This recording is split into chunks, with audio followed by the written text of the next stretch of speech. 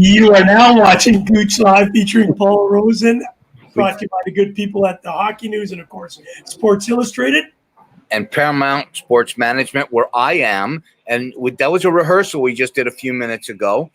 Gouche, you were here this morning. I'm here now. You were here this morning at 6 o'clock, a little after 6 in the morning. Yeah, absolutely. Wow. I rolled out of bed and I saw the sweaters behind you and go, what are you doing at the studio?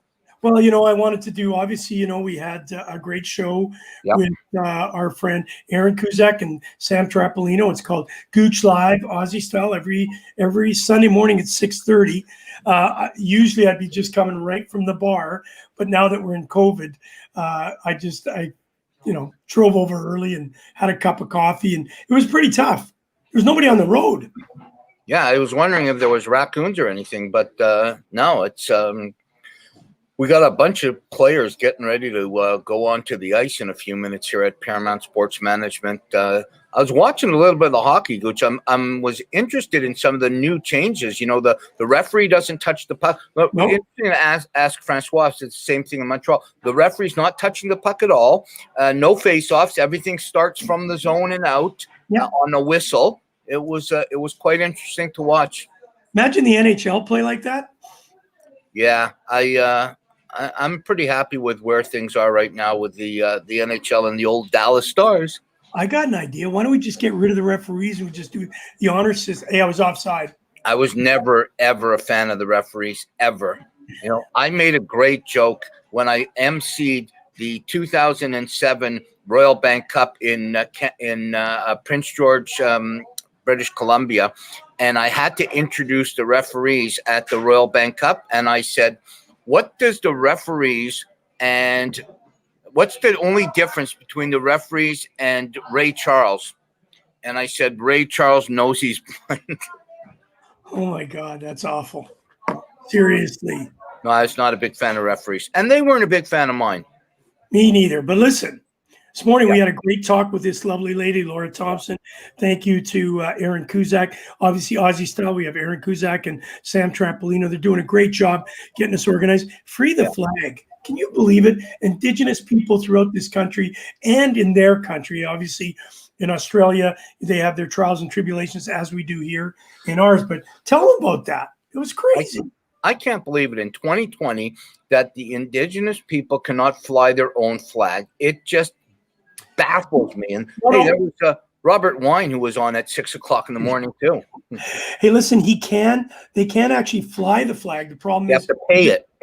Yeah, if they put it anywhere or sell it, they have to actually pay for it. That's ridiculous. Mark Lee has joined us. Mark, I've not called you yet, but I will. I apologize. Hey, listen, you know what? We've got Francois Landreville, the Flying Frenchman, from the green room, all right, on a terrace. Do you know also, Gouche, that Mark Lee and I go back about, I'm going to say 30 years. Yes. He knew me when I had 2 legs and long hair. Yeah. Now look at you. Yeah, 1 leg and no hair. Yeah, listen. Hey, well, Francois is on the terrace and drinking a beer. We're going to talk to him about a bunch of stuff, okay? And then we've got Jamie Master McGuire joining us. Then we'll talk about the NHL. Yep. Okay, but before we do that, you know what he's not saying when he comes on? What? We're not going home. And though he's drinking a beer, he should be going home. Francois, the Flying Frenchman. What's going on? Just enjoying a beer on the terrace. On the terrace. With the wife, and so did a few trainings this morning, and then we're just relaxing here in Montreal. Mark Lee says 40, Paul. Has it been 40 years? Wow. It's a long time. Yeah, I think so, because we're both 60, and I'm 52. Slap shot in the league. I had a hard shot. He knew me when I was a forward. I had a hard shot. I thought he was talking about when you're playing that, little hockey there. No, I had a good shot. Hey, look at that. Brady, what's going on? He's a great, you know what? Brady was in outside North Bay, I think, this weekend. He's getting back to playing hockey. You know, Francois, if you don't know the story of Brady Leavold, you gotta look it up, man. Unbelievable. Hockey to heroin, the road to recovery. This kid is an absolute. He is a source of strength to every recovering addict out there. Yeah. Mm-hmm. And especially through this time, Paul, as you know, things are, very, very tenuous, and obviously with anxiety. So I wanted to get right into that with you, Francois, with the anxiety level. Obviously in Montreal, the situation is you're on the rise with the COVID situation, as are we in Toronto. We've just been shut down, as have you to some degree. I think you went from 10 outdoors to 6. Sorry, 10 people around a table to 6, and then there's a bunch of other changes. What does that mean for you as a trainer for kids? How are they feeling and going through this anxiety? Well, for the kids, we're still doing practices here, so it's not they don't feel the way that the anxiety. We're actually doing practices as normal. Obviously, we have to break the groups. We cannot be more than 22 on the ice. So, but we just train just a little bit earlier, and we break the groups in two, so they don't see the difference on the ice. But game-wise, I think it's a little bit different than in Toronto. Our referees actually touch the pucks; they put face-offs and all that. Okay. For now, but now we have a code color here in Montreal. So green, yellow, orange, and red. Some of the we've got, like, Montreal today just turned into orange code. Sorry about that car just going by me. Montreal just got into the orange code today, which means that we have to lower the amount of players on the ice. And the amount of people being together from 10 to 6. But it's going region by region, so they're splitting it up right now. Hey guys, I'm here obviously in my father-in-law's den, so I'm working out of the den studio. And I wanted to ask you this, especially, and then Paul, you can fire a question at him. Listen, we got to get Brady on the show. He's an avid listener. Paul, can you organize that? Let's get Brady on the show. Minus the F-bombs. Yeah, it's a little different. Hockey to heroin is more like it's a raw. I was on episode 30, and it's very raw. It's very from the heart, and we'll do the same thing here, but without the swearing. Yeah, just a little different. and he won't be Brady won't be coming in from a terrace. No, he won't terrace, be doing terrace, Gouche. I wanted to ask you one question before Paul gets into his ramble. I wanted to ask you about Paul and Francois. You mentioned that the Frenchman, it's gone from, you said green, yellow, orange, which is kind of an amber color, and red, right? So amber, have you ever seen a Frenchman slow down for an amber light? Never. There's no step on the gas. Red light. There's just green in Montreal. Red light means go. No, but when it's orange, you step on the gas. So on the gas pedal, and no problem there. And Brady says he can tone it down. We knew that, kid. We're just joking around with you. You know the one thing too, I want to talk to you, Francois, about the potential. Like, I watched this game. Like, I'm in the studio now. I watched the game a little while ago. The one team had the 5 players on the ice and only 2 on the bench. The other team had 5 on the ice and 3 on the bench. Like, I know the rule. Wouldn't you think it'd be better to go 4-on-4? I'm wondering late in the game if these kids are just absolutely exhausted. Yes, they are actually. The program I take care of is actually we're playing 10+1, so which is 2 lines plus a goalie. That's why we have to do that split in 2. And yes, obviously, playing an hour and a half or 2-hour games with 2 lines is very exhausting for the players. This was our first weekend that we started the games. and players were tired. But it's part of is everyone has to adjust. At least they're playing games right now, so they're pretty happy about it. But and as far as the practices, we can go more than 10 players, so it Hey, doesn't change anything for the practices. Francois, where Rosie is right at this particular. Rose, You, I'm you're, having a Francois has beer a and he's having beer. rose. If Francois I'm has a thinking about beer, it. you're thinking of wine. Thinking There's about no rose in Rosie's life anymore. Oh, I apologize, Rosie. I did not mean it in that context.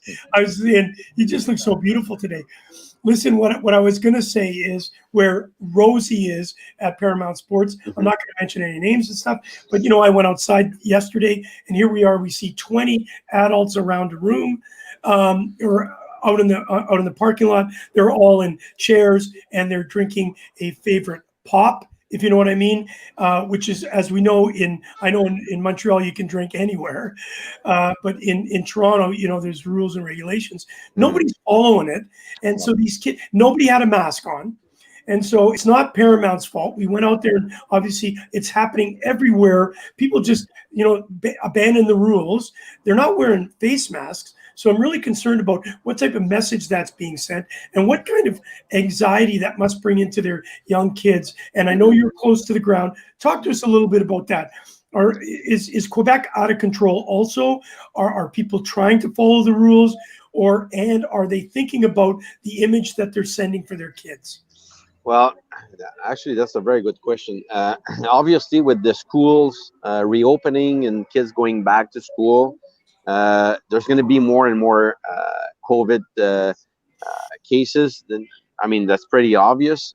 But the difference between kids that are not sick is, for them, it feels like they feel very weak for a couple of weeks, and that's it. But inside the schools or inside the rings, we have to follow the rules, which is wearing masks, making sure we clean our hands entering the rings or the schools.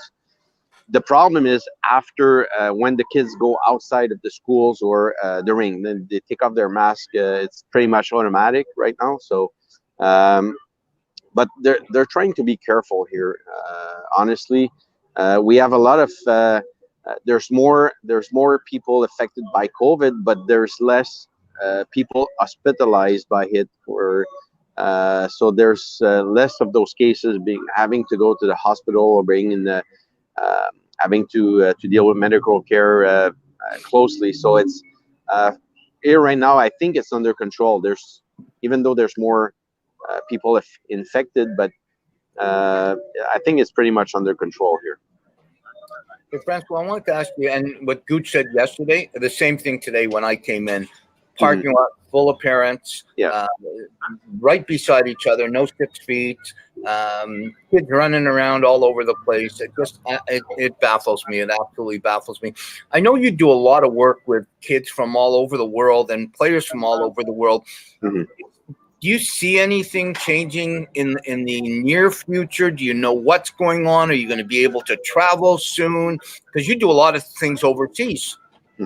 Well, I was supposed to train in Japan, and it's been postponed for 3 times right now. So obviously, there's the traveling part for me is. I won't be able to train players overseas right now, but that's part of it. But the players are coming here, so we already have kids from England, Korea, Amsterdam, and all that. So they're already here with the program that I train here. So that's not an issue because we put them in quarantine when they arrive.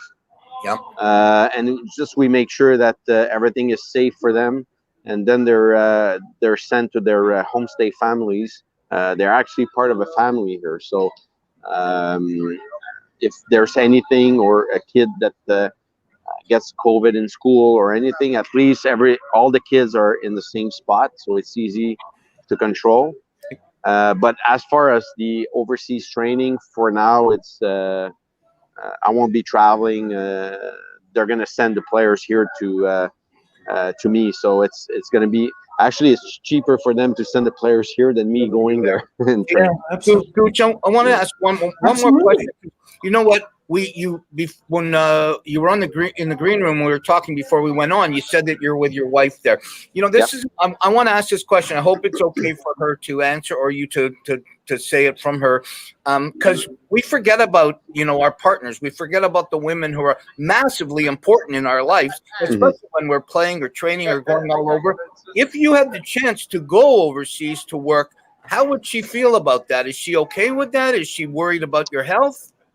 Actually, she knows it's my job, so it's. But she's okay with it. If I have to go overseas, she knows I'll be careful. Just make sure I wear a mask at all times. Wash my hands. I'm not gonna put my family in jeopardy because I have to go train somewhere else and overseas. So I'll make sure that just like I'm doing here, just taking all the precautions.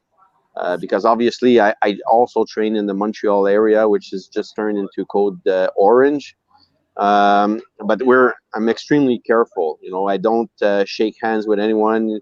It's mostly a elbow or Just like the way you played.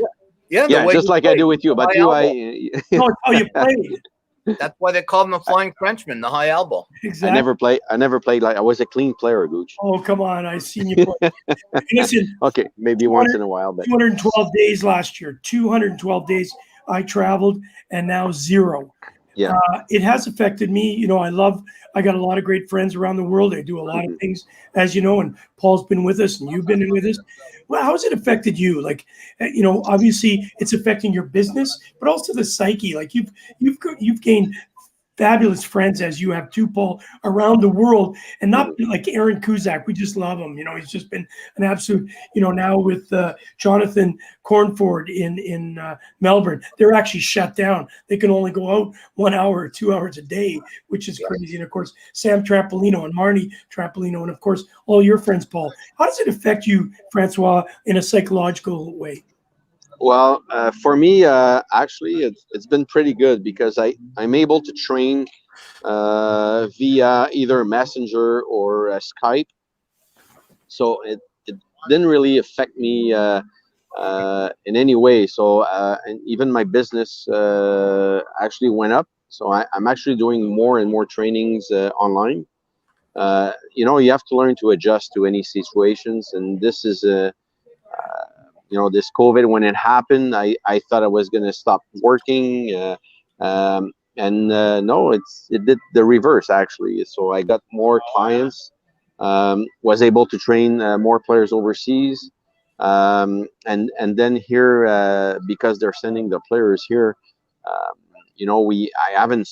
never stopped training. So even on ice, I'm just getting more contracts because I don't have to travel. So just like in the Montreal area, she's got a contract from a minor hockey association that I'm working. I'm seeing the kids 3-4 times a week, and actually it's just giving me more work, which is something that I love. Hey, listen, I love teaching, so that's basics. There's a lot of people that don't have jobs right at this moment, so you're very fortunate to do that. You're watching Gouche Live featuring Paul Rosen, brought to you by the good people of the Hockey News and, of course, Sports Illustrated. And Paramount Sports Management, where I am right now. Hey, Paul, just before you go on, I just wanted to ask, sorry, buddy, leading into this King Heights Academy, of course, there is a good opportunity that I may be in Montreal October 1st to 3rd. It depends on what's actually going to transpire with obviously what goes on next couple of days here in Ontario, and of course what happens in Quebec. Justin Pekka is running our prep school for King Heights Academy, and they've asked me to come along.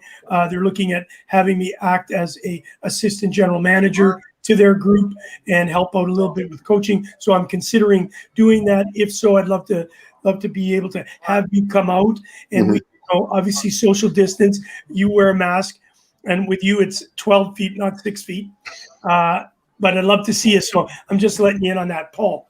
You could go to the terrace with him. Yes, you better. Yeah. So, Francois, I just want to ask you what your thoughts. Obviously, the draft is coming up as we're getting close to the end of the Stanley Cup. The draft is coming up on the 6th and 7th of October. It was supposed to be in Montreal, and this year you have the number 1 pick. 100% in Alexis Lafreniere. He's 100% the guy. He's going to the Rangers. Everybody knows it. What do you think deep down? You've been there. What do you think deep down this kid is feeling, knowing he had the chance to be at the Bell Center and to walk down and put that jersey on? It's taken away. Now, he's going to have a great career, but this has been taken away from him. What's your thought on that? Well, I know it's a weird way to get drafted, but I think he's going to be extremely happy regardless. I mean, you're drafted, you're first overall in the NHL.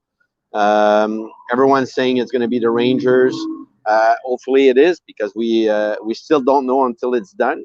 But nothing is 100% sure. But obviously he's a good pick. He's a franchise player, as far as a lot of scouts think. And I don't think it's going to change a lot of things. Obviously, you're home.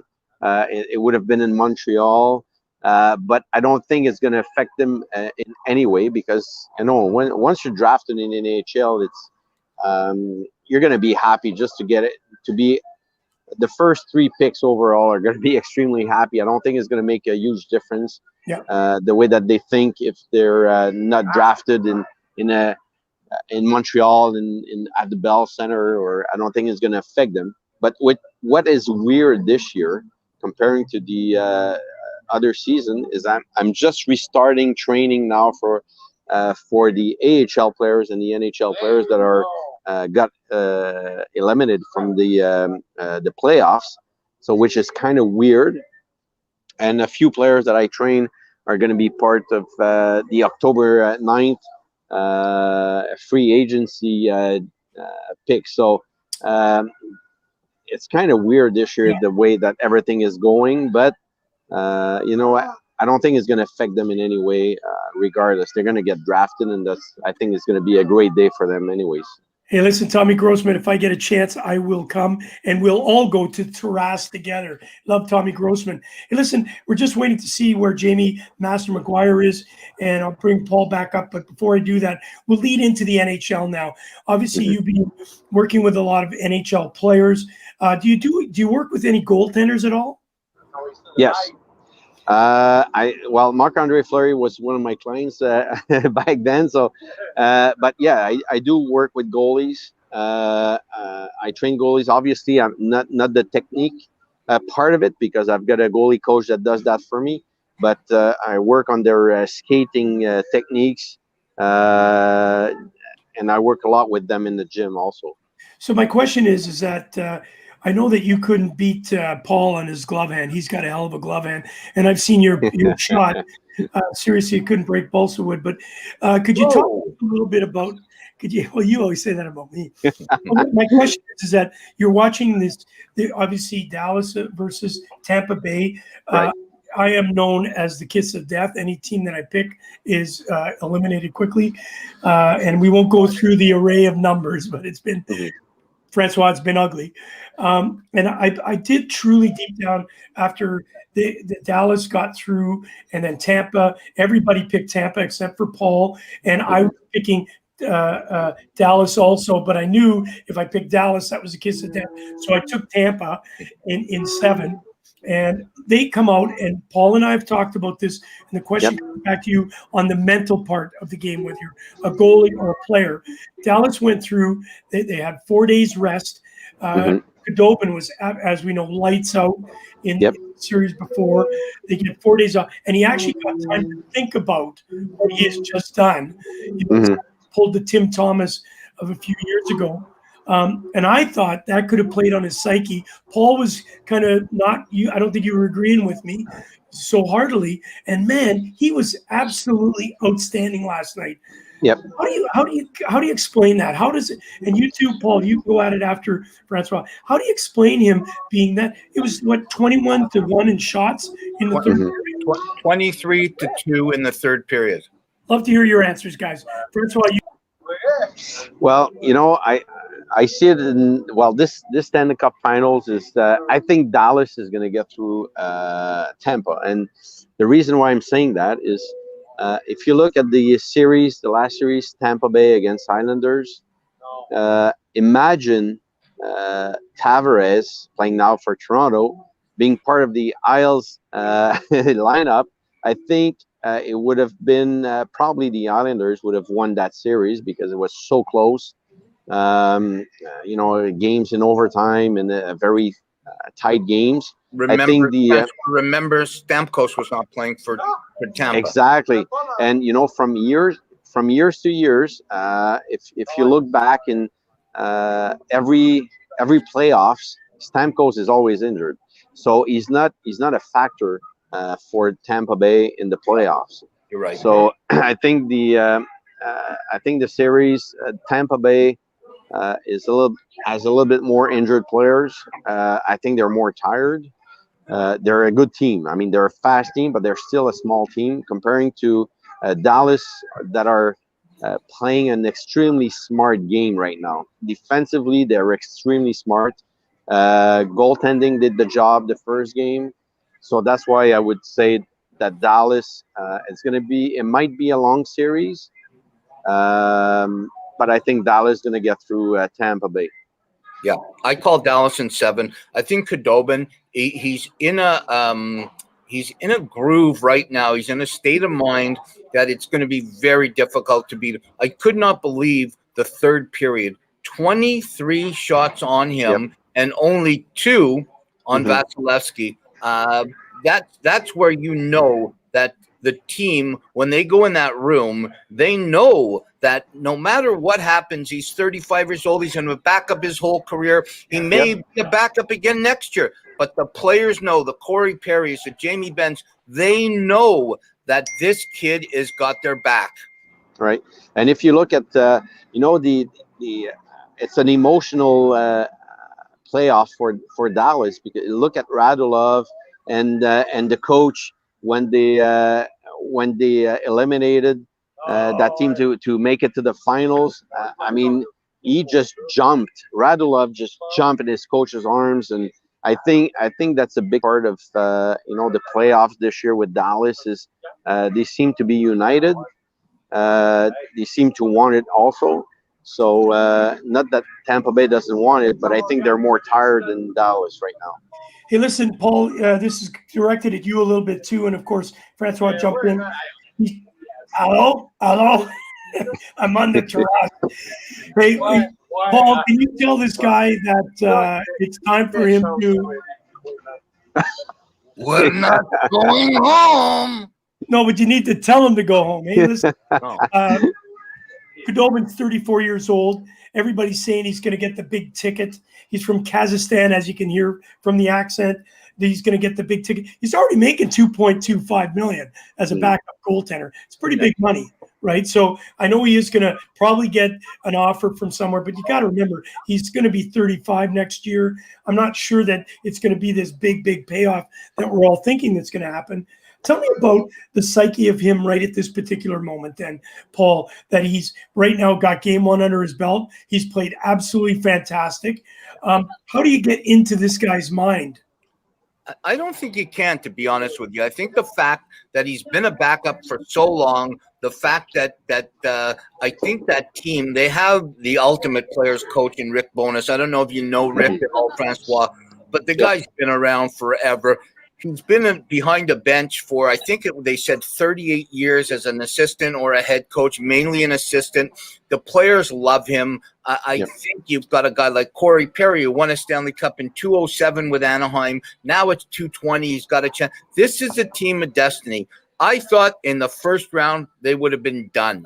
And they just keep doing it and keep doing it. I think Khudobin has set himself up for a nice little payday next year. Maybe not a lot more, but probably around the $3 million mark. And he's a perfect backup. And I think he knows that. I think even if he wins the Conn Smythe Trophy, he knows his role and he knows what next year will be. Your thoughts? Hey, Paul, I agree. Yeah, you just said it. We're going to ask you that too, Francois. I was the one that thought that if Tampa Bay loses out to Dallas, is Khudobin the Conn Smythe? yes. Yeah, I think so also. And if you look at Rick Bowness, just the way he reacts behind the bench, he's so close to his player, and that's why I thought that the Islanders would go through Tampa Bay, just because of the coach. They're players, coaches, so and that's what the players want right now. It's the old school kind of coaches that are yelling at the players and bagging the players during practices and all that. Uh, I think Rick Bowness adjusted very well for a coach that's been in the league for a long time. And Barry Trotz is the same way. I mean, I've known Barry Trotz since the years when he started in Nashville, and he's a real players coach. I remember when I was training Francis Bouillon when he was with the Montreal Canadiens, and he signed a contract with Nashville.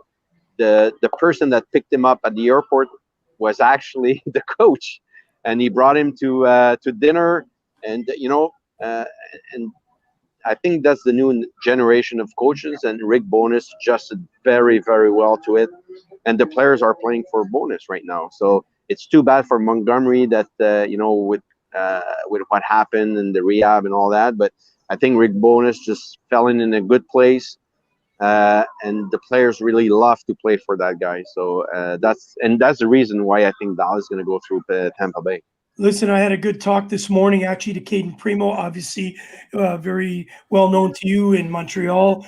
I just asked him the question, does he think that Khudobin could fall apart? And he said no. What he said, as a young goalie, he said he's in that zone. And Paul, you know that. He's in that zone. It's going to take a lot to break that. And so, and of course, our Australian correspondent, Aaron Kuzak, Khudobin will have the keys to all of Russia if he wins the Stanley Cup. Yeah. Hey, my final question to you, and then Paul, you can close it up, is Radulov. Are you a fan of Radulov? Like, obviously he was Montreal and only came there for one season and obviously got out of town and went to Dallas. Do you like the way he plays? Is that almost that ratty type playing? Well, Radulov is an emotional kind of player. You can tell he loves the game. And I think that makes a big difference. And I think it was a mistake for the Montreal Canadiens not to re-sign him. And he is missed on the ice here in Montreal, obviously, because they were looking for a player exactly like him. Obviously, I'm glad he's in Dallas right now. And just look at him playing, and every time the Stars scores a goal, just look at his reaction on the bench. Like I was saying. When they got into the Stanley Cup final, he's the first player that jumped into Bowness's arms right in the middle of the ice. I mean, those kind of players I would take anytime. I mean, yes, they're emotional, but they will give you everything they have, game in, game out. Paul. Yeah, you know what? I want to ask you about the Canadians right now, since you're on the terrace in Montreal. Obviously, Taras, Paul. We've got the great up and coming kid, Caden Primo, who looked like he was going to be maybe Price's backup next year. Now they pick up Jake Allen. Allen's still a big ticket guy. They have a lot of money tied up in two goaltenders right now. So I want to ask you about that, your feelings. And then I want to ask you one question. It's a yes or no. Is Max Domi going to be a Canadian next year? Well, okay. So your first question for Caden, obviously we know the Primo family very well. He's a young kid, and I think he needs to play. Being a backup at that young of an age, I'm not sure is going to help him. Yeah. So, so I think for him to play in the AHL in Laval with the Rockets is going to be good for his career. Yep. I think he can be eventually he's going to be a number one goalie. I think he's the guy that is going to replace Carey Price eventually. So I think for him to get the ice time, to get as many games as possible, is going to be good for that kid. Yeah. So I think it's a good move to have signed Allen to be a backup to Carey Price right now, because obviously, having Primo as a backup, he's not gonna play a lot, So I think it's gonna affect him eventually. But just being and staying in the AHL, he's gonna get a lot of ice time, a lot of games, and I think that's what a kid needs, especially Francois, for a goalie. But Francois, before you say yes or no about the Max Domi, Paul, Yep. we both talked about it. $15 million tied up on a team that needs other players. Yep. Tied up in the goaltending. This isn't a team that's overly. It's got some great young talent, but there are a lot of holes in that lineup. And if you take $15 million out of your cap just for those two, is that not going to hurt their overall defense and offensive opportunities? Well, it's a lot of money. I think it's too much money for two goalies. And if you go back in the past and look at the goalies and that are in the Stanley Cup finals year after year, there's not a lot of money involved in nets. They have a good. It's mostly one with defense. They have a good defense will make a good goalie. So I think it's a lot of money for two goalies, but I don't think the Montreal Canadiens had any. They had to do something like that just to make sure that I think it was a mistake to sign Carey Price for $10 million, but it's. That's what they did, and now they're stuck with that amount of money that they have to spend for two goalies. Yeah. But look at Murray with the Pittsburgh Penguins. That when he won the Stanley Cup, he wasn't making that much. Obviously, he was making millions of dollars, but it was not 10 million. And it's if you have a good defenseman, it will make the goalie look a lot better. And as long as he makes the first save and the defensemen are taking the puck away from the slot and all that, that's all it takes to win Stanley Cups. Obviously, Carey Price is an extremely good goalie. I don't want to minimize the fact that he's making 10 million, but he's an extremely good goalie. Probably once the best goalie in the NHL. But 10 million and plus Jake Allen winning extra money, 15 million total in goalies. I think it's a lot. Yeah, I think no goal. Unfortunately, with the cap now, no goalie is worth 10 million. I agree. Yeah. So, Paul, you asked him about Max Domi. Yeah. What do you think? A yes or no answer? Well, I love Max Domi, but I'm not sure he's going to be Montreal Canadiens. So is next that a season. yes or a no? Yeah. No. Yes or no? No. Okay. No. Paul, you think he? No, I don't think he will be. All right.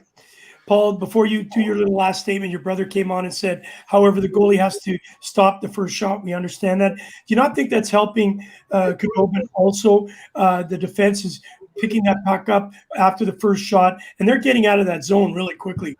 Dallas defense is being absolutely spectacular, getting that puck out of the zone and obviously contributing in offense too. Well, but if you watch Dallas, the one thing that really impresses me, it's not just their defense. They're playing a full system. They're playing a 5-man unit. Bonus has them all bought in. The forwards are coming back. Nobody is loafing. Nobody is not doing their job. They're doing the only way a Dallas Stars team can win a Stanley Cup now is the way they're playing. Paul, do you think, sorry, Francois, I just want to add this to it. Do you think the fact that what happened to Tampa Bay last year in the playoffs, now there could be some self-doubt? They get, they listen, though they dominated in certain areas of the game, Dallas, full marks to that they win the game, right? Do you think that could sneak in? Because obviously they were really hammered by how bad they were getting blown out 4 straight last year. 100%. The more shots you get on the goalie and the more the goalie stones you, the more you start holding this. I'm not a forward, but I know you guys know the more you start squeezing the stick more, the more you start doubting yourself. He's making incredible stops. And I think you start doubting. You guys are forwards. Do you start doubting yourself when I'm making big stops on you? Not with my numbers. I never doubted myself. But I agree. Like Dallas are playing an extremely smart game, and they're playing as a unit. Defensively, they're extremely patient. They're offensively they're driving the net. And you saw the game yesterday. They're right in front of there, getting the rebounds and all that. So they're playing a smart game. Rick Bowness did an extremely good job with that team, honestly. Yeah. Hey, listen, I just want to say to you, Francois, please give a big hug and kiss. I know you're not social distancing. So give a big hug and kiss to your wife for allowing us to take this time while you're on the terrace, having a beer, which is really, we should have had that. Paul, we should have, what do you call that? That disclaimer. We do not condone people drinking or swearing on our show. I'm going to leave Paul with the final wrap up because Paul has had a great day. He was up at 6:30 this morning with us, which we really appreciate. I just want to show a couple pictures because I know Aaron's still on. Obviously it's called Aussie Style. And of course, we did the flag thing. And of course we did this one. We're not going home. And we want to say to Aaron, please, thank you for all you do in Australia, gamedayapparel.com.au. Paul, I'm letting you wrap up with our buddy Francois, the Flying Frenchman. Yeah, Francois, obviously, it's been a while since I've talked to you. Always love when you're on the show. You bring just a part of the game that we really need. I love that you work with young kids. Obviously, you work with the pros, and the effect that you have on players is unbelievable. But just tell us the last thing, what it means to you to work with a young kid. Like, it's one thing to work with a guy in the NHL, but to work with a young kid and watch him progress and watch him get to that next level. What does that mean? Great question. Well, yeah, that's a very good question. And working with kids, you see a result pretty fast, which is very it's different from NHL players that I train. Obviously, they're in the NHL. You're not going to change their game. You're just going to try to improve them a little bit. But with kids, for me, it's all part of the development part is a long-term thing for kids, and often we forget that, or even parents of those kids forget that. They're too much concentrated on the winning part. For me, winning a game or having to score goals and stuff like that is very short term, and you don't think about the kid when you're doing that. So it's putting a lot of pressure on the kid, and I'm all for the development part of it, because if you develop a player, you're looking at a long term thing with that kid. So and at the end, the long term always wins over the short term, which is winning. And in the program that I work with Somang Hockey is it's all about that. The development is where you start with a player and when he's going to end up in the long run. So you don't want to put pressure of performance on a kid. It's just gonna cut his legs, So, for me, it's very important that the kids come first, which is the development part. You have to explain now the difference between, 10, 15 years ago and today is you have to explain to the player or to the kid, we're doing a certain exercise. What is it going to bring you? It's as simple as doing a pivot. Why do we do pivots? You have to be able to explain to the kids why we're doing certain exercises, where it's going to bring him. And I think they appreciate that. Actually, they appreciate that. They're smarter than before. They just want to know everything. And by me explaining to them what it's going to bring them, what it's going to do, they're enjoying it. They actually enjoy more the practices and the games right now here. Hey, Paul. There was no real quick. When you said cut their legs, that was not an amputee joke to me, was it? No, Paul. All right. You know, Hey, I Paul, love you. Hey, listen, it's that French, it's that terrasse. And, you know, what I want to say, though, on a serious note, Paul, that's the first time I've actually heard somebody say what you've just said, Francois, where today you have to explain it a little bit more because they are far more advanced. They're watching videos. They're closer to the game than they, you know, in our day, you know, a coach said jump, you were jumping, you know, and now players are smart enough to say, hang on a sec here. Why am I doing that so I can understand? Why? Yeah. Want to do a big, huge shout out to Ian Cobb, great supporter of the Montreal Canadiens. Thank you for joining us. Francois, last comment for you on your terrace in Montreal. Well, you know, like I've said before, you know, hockey right now here in Montreal is actually on the go. They're playing games. Referees are actually touching the puck, but you know, we still have to be careful. You know, wear your mask, wash your hands, make sure you stay in a distance with each other. Even the parents waiting for their kids outside, and I've seen it here also. Actually, parents are taking their distance. They're all together, maybe having a beer in the parking lot, but at least they're keeping a distance, even if they have no mask on. So, you know, in this period with the COVID going on, and they're talking about a second wave, it's more important to be more and more careful with that. Well, Francois, thank you so much. I'm going to go off now and have my rosé, which I mentioned. And Paul, you're going to take us home. You're going to tell us. We're not going home. Didn't you read the line? I said we are going home. Oh, I didn't see it. We are going home. Paul, I just want to tell you that everybody around me, we've got a open window in the studio, Francois. When you get to Toronto, you'll come to the studio. So every time I do this, I got people looking at me like I'm absolutely insane. Hey, this morning at 6:25, I'm there. I get the show started. People are up. What dressing room am I in? I say, what? What are you? I'm on the show. Wait till we get her on air. Okay, buddy. Thanks, Francois. Thank you, Francois. Big hug and kisses. Hopefully, we'll see you on October the 1st. Thanks a lot, guys. And yeah, hopefully we'll see you soon. You've been watching Gouche Live featuring Paul Rosen. We had Francois, the Flying Frenchman from the Terrasse in Montreal. And, of course, it's brought to you by the great people at the Hockey News and Sports Illustrated. And Paramount Sports Management. You got it. See you, kids. Let's play some hockey.